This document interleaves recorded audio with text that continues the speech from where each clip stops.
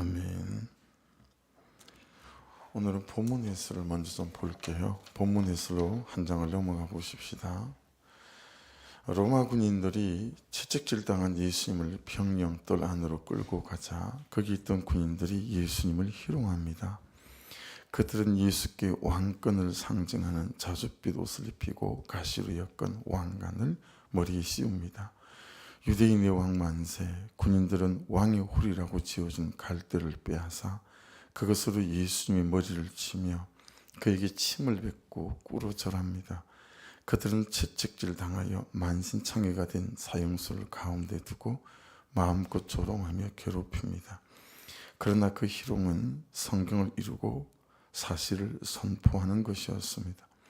예수님은 모든 이방인에게 경배받으실 유대인의 왕이십니다. 십자가 지는 적용을 미련하다고 여기며 속으로 무시하지는 않았습니까? 원수의 희롱을 통해서도 말씀을 성취하고 진실을 선포하시는 하나님의 섭리를 믿습니까? 채찍질로 인해 예수님이 십자가 지기가 힘들자 군인들은 지나가는 구레네 사람 시몬에게 십자가를 지게 합니다. 골고다에 도착하신 예수님은 고난의 잔을 온전히 마시고자 모략탄 포도주를 받지 않으십니다.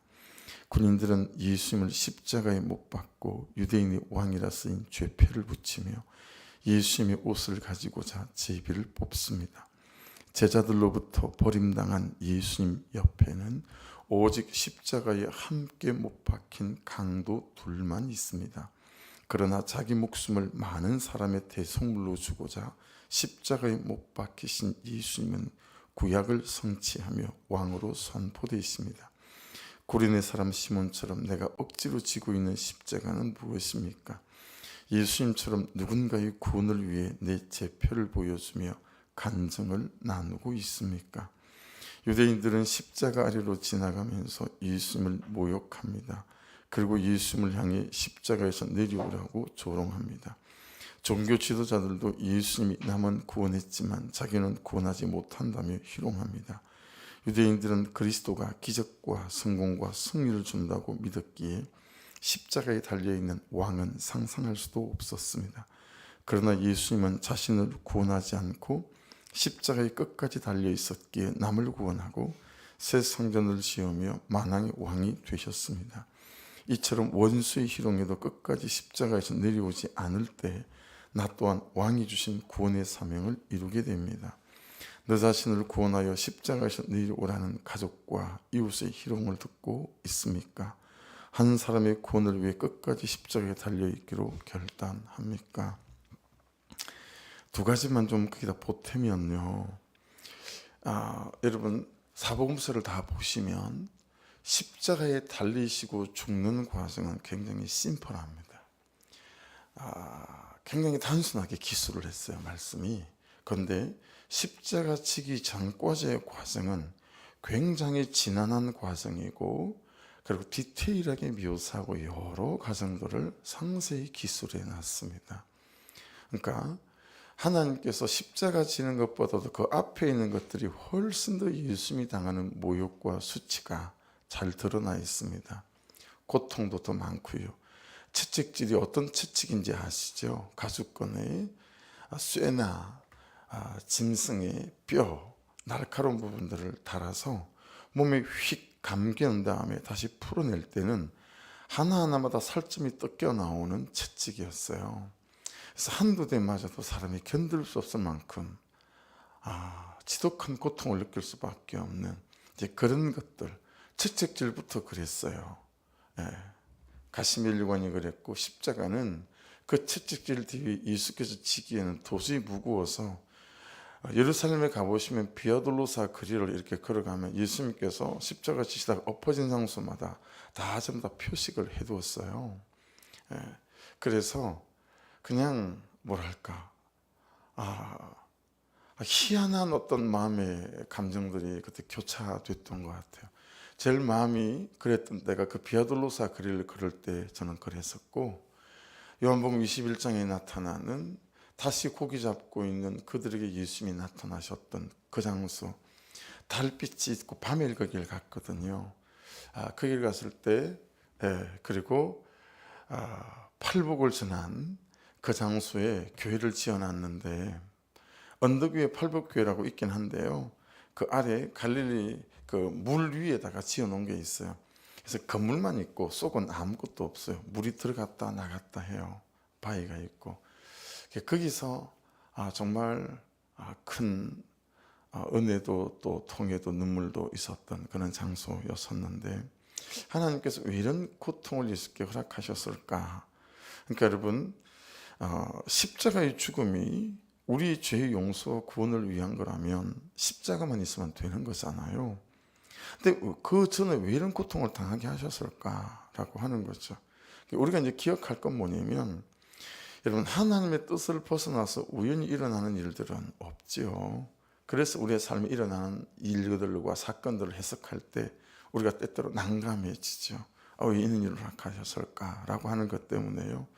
근데 예수님에게 십자가 지기 전에 이런 사건들을 주신 고통의 의미는 이 십자가의 고난 그리고 과정이 예수께서 온전히 주도권을 가지고 감당해 내셨다라고 하는 거예요. 무슨 얘기냐면 여러분의 삶 속에 이런저런 사건과 참 감당하지 못할 어떤 사람들 있었잖아요. 또 그 과정을 지나고 있는 분들도 있을 수 있잖아요. 앞으로도 그런 과정이 우리에게는 있을 수 있잖아요. 그럴 때 끌려다니지 마라라는 거예요. 사건과 현실에 끌려다니지 말고 이런 믿음으로 그 사건들을 주도해 나가는 은혜가 있기를 주의 이름으로 축복합니다. 이게 무슨 얘기냐면 여러분 모욕을 당하시고 매를 맞으시는 모든 순간들은 예수님에게 새로운 결단을 요구하시는 시간이었어요. 여러분 기억하시죠? 마태복음 26장 53절. 여러분 베드로가 대제사장의 종 말고라는 사람의 종의 귀를 칼로 자르지 않습니까? 귀가 뚝 떨어졌어요. 그때 예수께서 뭐라고 그러셨어요? 야 베드로, 내가 원하기만 하면 지금 이 시간 12영도 더 되는 하나님의 군대를 내가 몰아와서 이 아이들뿐만 아니라 로마 전체를 뒤엎을 수도 있다는 거죠. 예수님은 그때 십자가의 구원을 이루기 위해서 그러지 않으시는 거잖아요. 무슨 얘기예요? 채찍 한 대 맞으실 때마다 예수는 결단하시는 거예요. 두 대 맞으실 때도 결단하는 거예요. 침뱉음을 받고 뺨을 맞으실 때 또 결단하는 거예요. 순간순간 예수님은 그분의 의도대로 만일에 어떤 고통이건 어떤 수치이건 그만두시려고 하면 그때 바로 그만두실 수 있는 능력이 있었어요. 근데 그만두시지 않으셨죠. 매 순간 새로운 결단을 하시는 거예요. 여러분 매 순간 매 순간 여러분 사람들은 흔히 십자가의 고통 그러면 십자가에 못 박히시던 그 6시간 혹은 고난주간 일주일 정도의 고통을 생각하기 십상인데요. 하지만 예수님에게는 예수님의 생애 전체가 견디기 어려운 고난과 고통일 수 있지 않겠어요? 하나님이신데. 그렇죠? 그러니까 예수님의 십자가의 사건은 모르고 당한 사건이 아니에요. 다 아시면서 당하신 거예요. 여러분 그 많은 삶의 무게를 어떻게 감당할 수 있었을까요?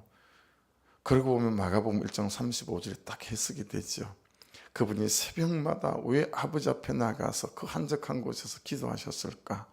그분은 매일 아침 새벽 예배 가운데 말씀도 받으시지만 그 하루 그분이 당해야 될 모든 순간마다 새로운 결단을 하셨다.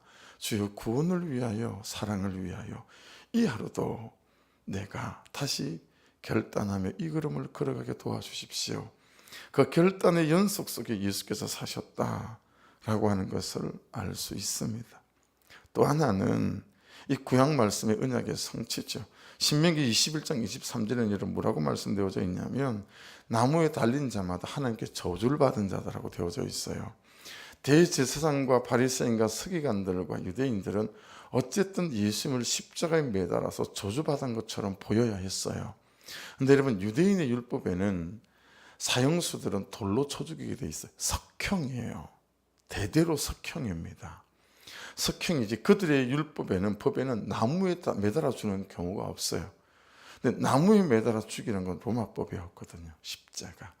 그래서 그들이 굳이 그렇게 빌라도에게 모르게 싹 죽일 수도 있잖아요. 그죠?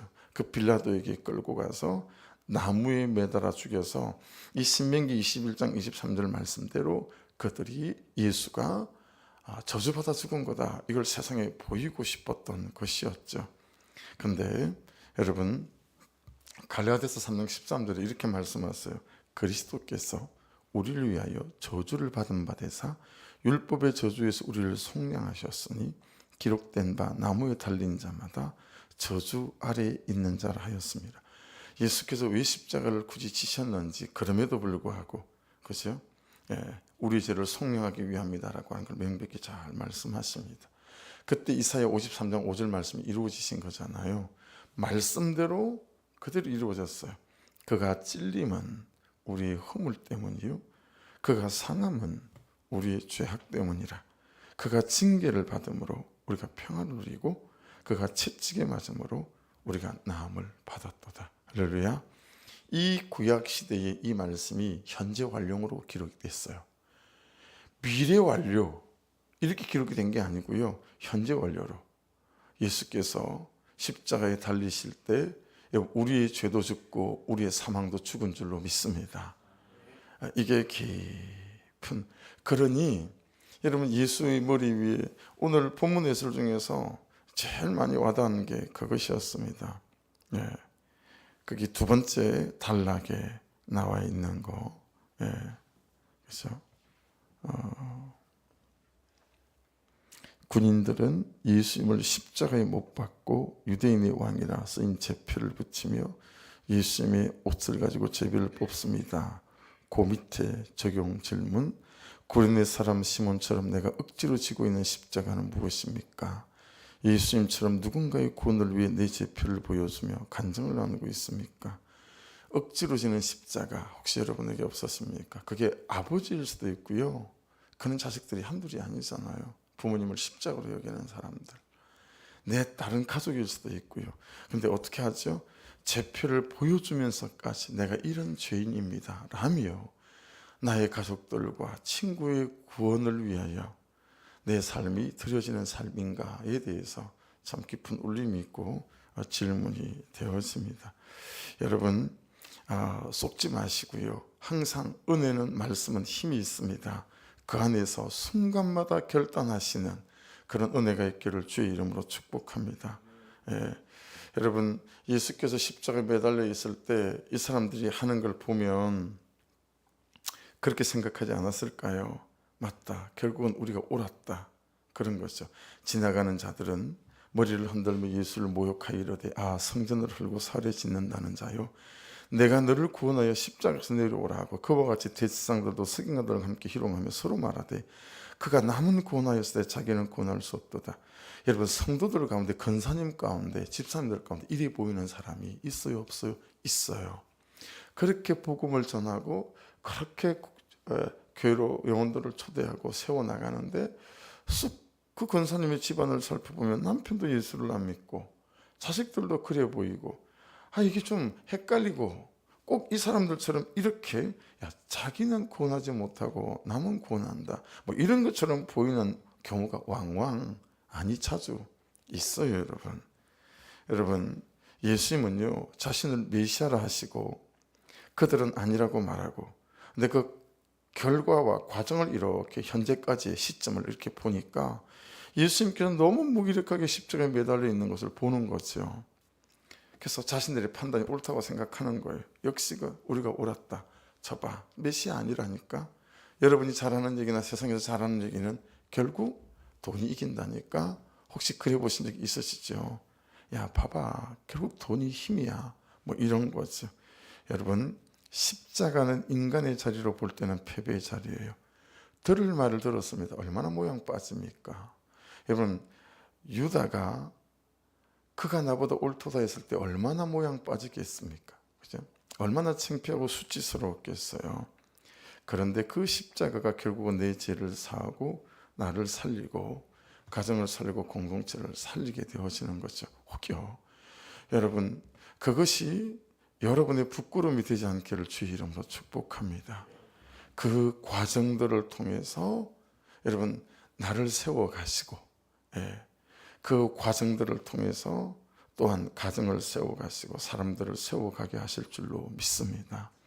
십자가를 지시는 이 일에 저와 여러분에게 있어서 하나님의 은혜가 날마다 더하여져서 여러분에게 더 큰 하나님의 계획과 섭리가 있음을 믿고, 여러분, 야 너나 구원해라 하는 것처럼 스스로 느끼지 마시고요, 이 과정 속에서 하나님이 하실 일들을 잘 바라보면서 믿음으로 십자가에 매어 달리는 일들과 내 제표를 꺼내놓고 당신이 말하는 것보다 내가 더 악한 사람입니다 라고 고백하며, 그럼에도 불구하고 하나님이 나를 사랑하셔서 예수 그리스도로 구원해 주셨습니다, 내 안에 있는 이 기쁨을 아십니까? 라고 말할 수 있는 참 복음의 증인들, 십자가의 증인들이 될 수 있기를 주의 이름으로 축복합니다.